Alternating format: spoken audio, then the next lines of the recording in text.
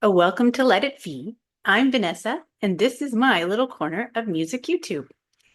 I've been meaning to get to this video for a little bit. I thought I'd get it out sooner than I did, but I got hit with some pretty bad seasonal allergies for a bit there and didn't have a voice for a couple days.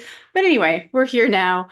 I seem to have adjusted to all the pollen and whatever's in the air. So anyway, I have not done a song list video yet on this channel. I find song lists often more difficult than albums, I will admit. Not because that it's hard to pick great songs. That's actually the opposite problem. There is so many great songs, and it's hard to narrow them down sometimes and decide which ones deserve the top spot or decide what gets cut. And that sometimes ends up being overwhelming, but I think it can lead to fun conversations and putting a spotlight on artists that you might not get to put a spotlight on if you're just talking about albums, because maybe they have a few great songs or one great song or what have you, but the albums don't measure up, but they still deserve a bit of a spotlight. So that's what I'm doing here. This list ties in with the 1969 album video that I did not too long ago. Some of these songs were new discoveries for me from this dive, but a lot of them were ones that I've known for a long time. Obviously, some of these are bigger songs. They weren't new to me, but I did find some cool things too that caught my interest and really stuck with me. One thing about song lists is I think they're ever evolving. I mean, that's true of album lists too. The more you find, the more things shift a bit, or over time things stand out, or it's always just a snapshot of time. So this is a snapshot of the songs that stuck out for me when I focused intently on the year. These were some of my favorites. So anyway, I'm going to talk about 25 songs, and these are the songs that just were the ones that I listened to the most, that really hit me this time around, or some longtime favorites as well. So anyway, here we are. Number 25, by a band called Montage, and the song is called Grand Pianist. Now, this is pretty obscure. They only had one album, and this is the album. It's pretty cool Baroque pop album. It ties in a bit with the Left Bank because Michael Brown was a member of this band. I first heard about this thanks to Michael and Brian of the Lemon Twigs. They were talking about it, so I checked it out, and I can see it had a bit of an influence on them. That definitely is a bit of a similarity to their sound here.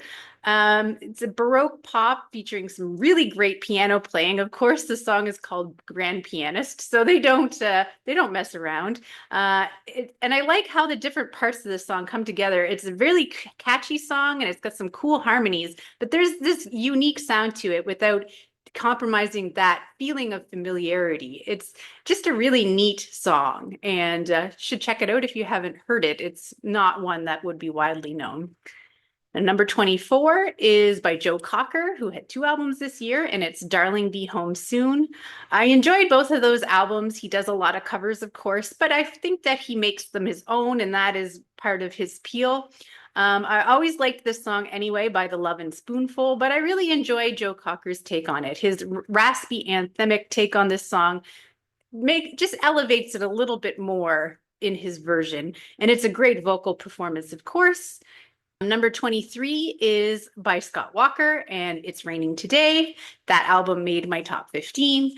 And it's the song that really unlocked Scott Walker for me. It took me a little while to get used to his sound, but this was the one that really stood out about a year ago when I was watching a documentary about him, and I fell in love with it, and then went back to the albums and really fell in love with them as well.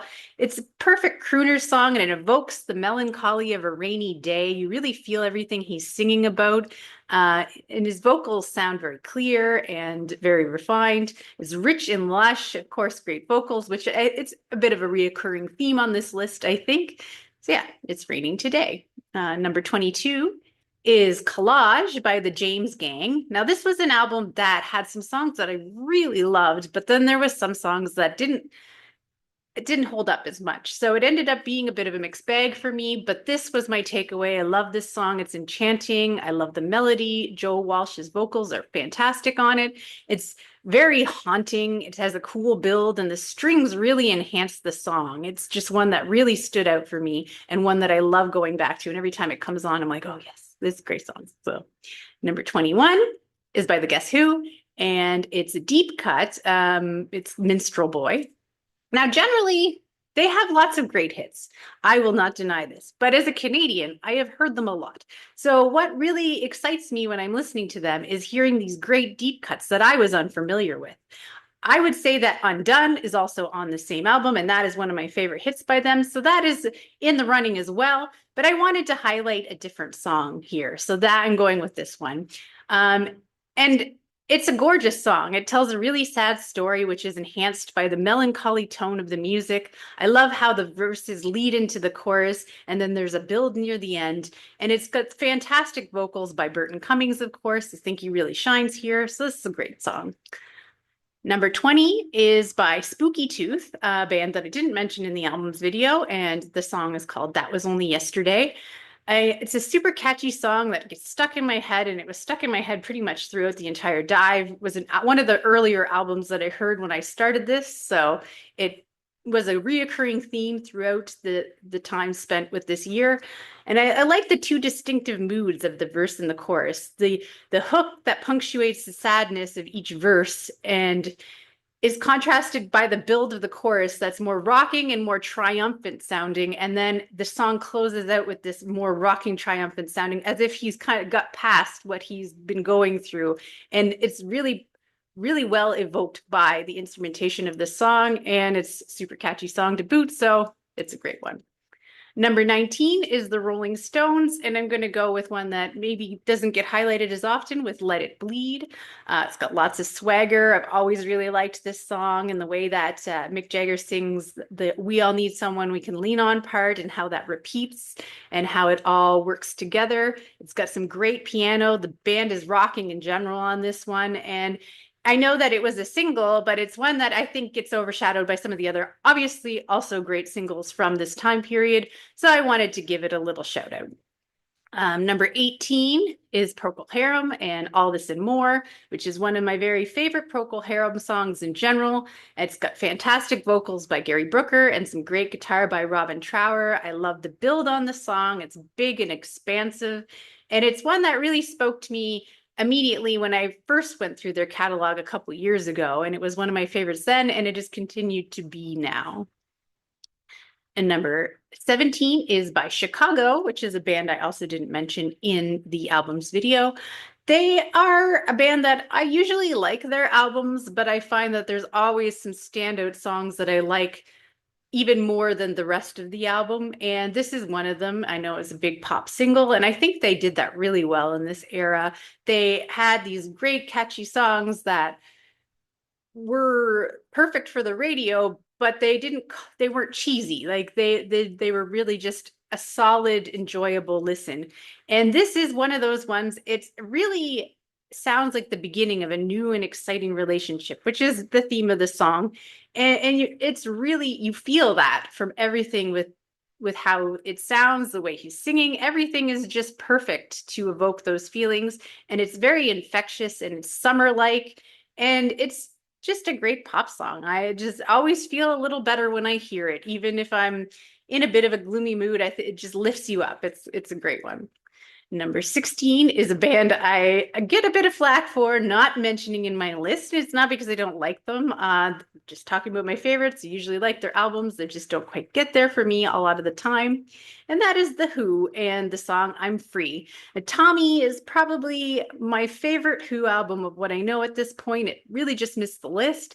And I think this is a great song that is a good part of the album for the narrative, but I also like how it can stand alone as well. And it's one that I just really stood out to me when I was listening, and I really enjoyed going back to it. I like how it starts immediately with the chorus and then it kind of shifts between the parts, and that "In Freedom Tastes Like Reality" just sounds really great, just really propels things. And I like how all the parts are distinctive, but they blend together really well to just make this solid song. So Number 15 is by the Hollies, and it was a single. It wasn't actually part of an album, and it's He Ain't Heavy, He's My Brother. Now, I know this song sometimes gets talked about by people as being kind of cheesy or whatever, but I really love it. I've always really loved it. It was actually on a commercial when I was a kid, sort of like a concerned children's advertisers kind of thing.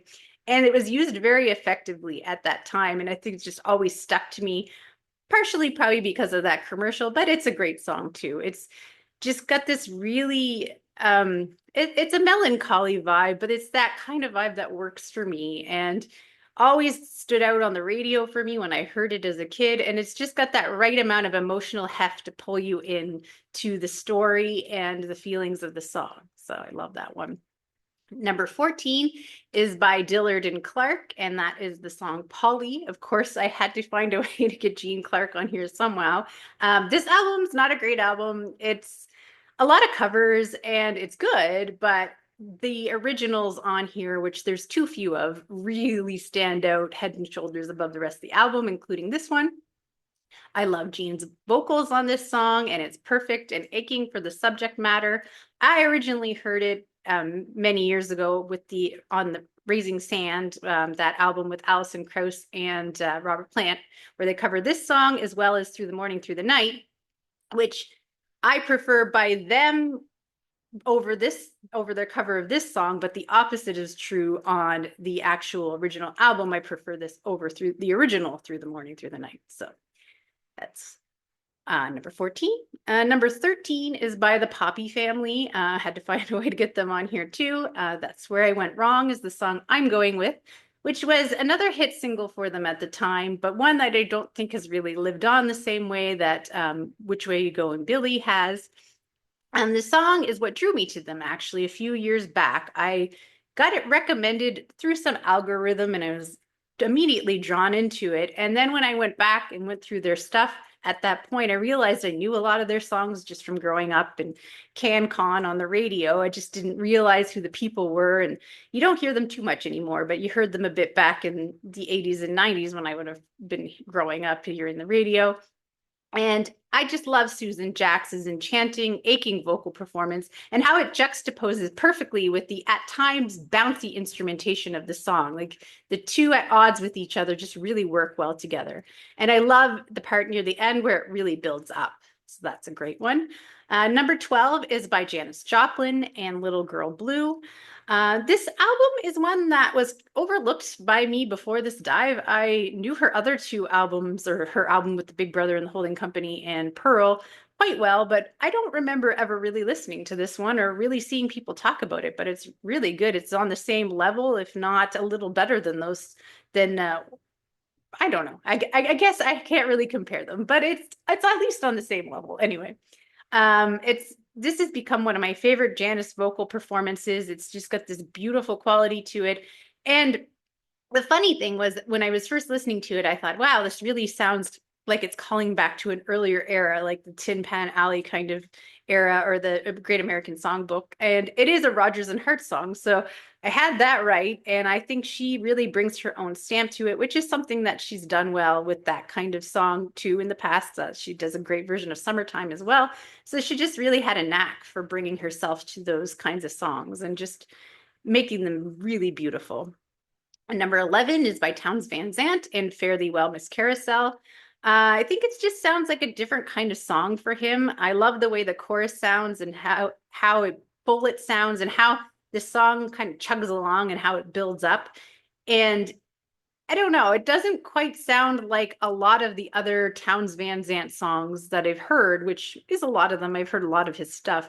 It's just fuller, and I just think that it's a nice sound for him and an absolutely great song. Number 10 is by Dusty Springfield, which is another album that's just missed my top 25. There's lots of great songs on this album, but I'm going with Just a Little Lovin'. It's a beautiful, seductive vocal performance, and it's easily my favorite song on the album. Just one that's always stood out for me and a great pop song. And she just really kills it on the vocals on here, which she does on the whole album. It's a great album, but this one's just a little extra special, I think. Number 9 is by Humble Pie, band that led to my favorite discovery of this dive, and this is the song that's my favorite on the album, and that's Cold Lady. It's stood out as one of my favorites early on, and it's one that I just listened to over and over and over again, and it was always stuck in my head. It's just got some great vocals on it by Steve Marriott, and it's just a wonderful song. I think there's a lot of great songs on the album, but this one's just stands out just a little bit more. I think everything about it is just absolutely great. Number 8 is Epitaph by King Crimson. Always been my favorite on In the Court of the Crimson King. It's haunting and beautiful, and it's a perfect showcase for Greg Lake's vocals. I think he sounds wonderful on here, and it's got some great mellotron on it. I find that it just really draws me in every time I listen. Of course, 21st Century Schizoid Man is a groundbreaking, really cool song, and I love that one too. But this is the one that I want to go back to and that I listen to the most. So it's got to be the one that I talk about. Led Zeppelin is on my next pick for number 7. I'm going with Thank You, which it's really hard to pick a favorite Led Zeppelin song from this year. 2 full albums, tons of classics. And it's another case where this is one that I love as much as some of the classics. And I just wanted to give it a little shout out because I don't hear about it too often.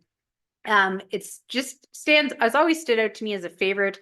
I've picked it in the past when I've made lists for this year. I love Robert Plant's vocals on this. And the way when he sings slower songs, it just has this really great ethereal quality to it. And this song especially has that ethereal quality to the chorus, and the verse to chorus contrast is really cool. And it's got the feeling, it always reminds me of the morning. It has an early morning sound to it, and just really love it. But of course, there's lots of great songs, like I said, from this year that in the more rocking vein, they kill it. So it is hard to narrow it down, but this is what I'm going with. Number 6 is by Sly and the Family Stone and Everyday People. This is often one that ends up being my favorite of the year, and I've shifted around on it, and it still belongs at the top. It's always a little hard to order these because there's so many great songs in this era, but it's one that's always stood out. It's a simple song, but it's very effective. Everything about it just evokes the message of tolerance, and is uplifting, and I just think it's a great song. It's a classic song, and one that always lifts my mood when I hear it, and one that I can never get sick of. Number 5 is by Blind Faith and Can't Find My Way Home, another song that I've always loved. I think everything about it, it's perfect. It's just fantastic vocals, emotional performance, and one that's always used really effectively in TV and movies for good reason, and it's just a really great song. Number 4 is Hot Burrito One by the Flying Burrito Brothers. And this is a perfect yearning performance from Graham Parsons. And I think maybe one of the best showcases of his talents. It really sums up his vibe while also being really affecting and beautiful song. He didn't get a lot of chances to show his artistry, of course. He didn't live very long, but this song is just one that I think really encapsulates what he was all about. And if you listen to one song by him, if you're unfamiliar with him, I think this would be a perfect place to start to really get an idea of what he was all about. So yeah, it's just a beautiful song, and it breaks your heart every time you hear it. You really, really feel what he's singing. Like, he just does such a great job at that. Number 3 is my Beatles pick. And it's probably controversial, but I'm going to go with Oh Darling. Of course, there's lots of great songs on this album. It's a classic for a reason. But I just really, this one, the last few times that I've listened to this album, this one's just really stood out to me and just really gets better for me all the time. I just love the doo-wop callback feel of the writing of the song, and I love Paul's raspier, rough around the edges vocals here. Like, I just think he sounds really cool, and he brings a lot to the song with that sort of different type of performance, and it works really well together. And it's just it's something, there's something unique about it. I just really think it's a really cool song. Of course, Something is a classic too.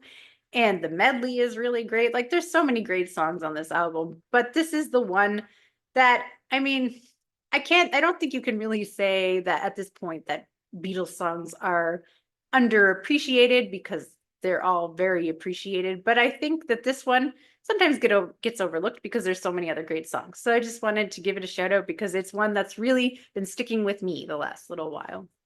Number 2 is Whispering Pines by the band. Another album where there's so many great songs, so many standouts that you could pick.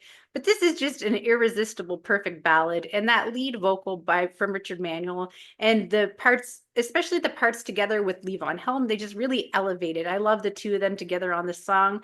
And it's just perfect amount of aching and melancholy, which does seem to be a bit of a theme for my favorite songs of this year.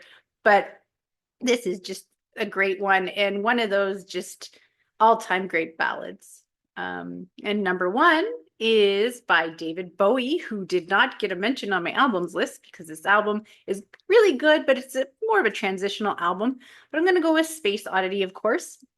It's a song I've heard a million times and I can never get sick of. It's really kind of the beginning of Bowie being the Bowie that we know. And it's a classic for a reason. It's one that you still hear all the time, but I think that it's worthy of that. And it's someone that I sometimes overlook when I'm making a list because I've heard it so much. And one thing that always appeals to me a lot of the time when I'm talking about songs is new and exciting things or things that seeing something new in that I might have always known or, and this is not one of those. This is just an all-time classic song I've always thought was great and I've always loved and I've heard a million times, but you just can't deny it. And I think it tells a story through the lyrics so effectively, but also through the music. The music backs up that floating in space feeling and the feeling of being Major Tom. You become Major Tom when you hear the song. And I just think it's absolutely perfect.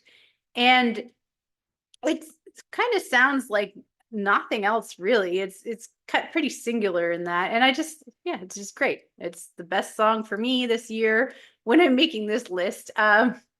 I might change my mind in the future, but it'll always be near the top. A little something different for me to be doing here, but it was fun to put this together and focus on just the songs and not albums for once. So it was interesting. And I probably will do it again for some of the other year lists that I do. And maybe some of the artist lists too, because that's come up in the comments. People want to know song lists, and that I can see that, so I can add that in as well. I think that would be fun. So anyway, what are your favorite songs of 1969? I'm sure I missed lots of great ones. I mean, it's impossible not to. It's 25 songs in a year that had, hundreds of great songs. So there's lots out there that I didn't talk about. So I'd like to hear about yours. And I think that song lists are very personal and it can be really interesting to see what people pick. So anyway, till next time, bye.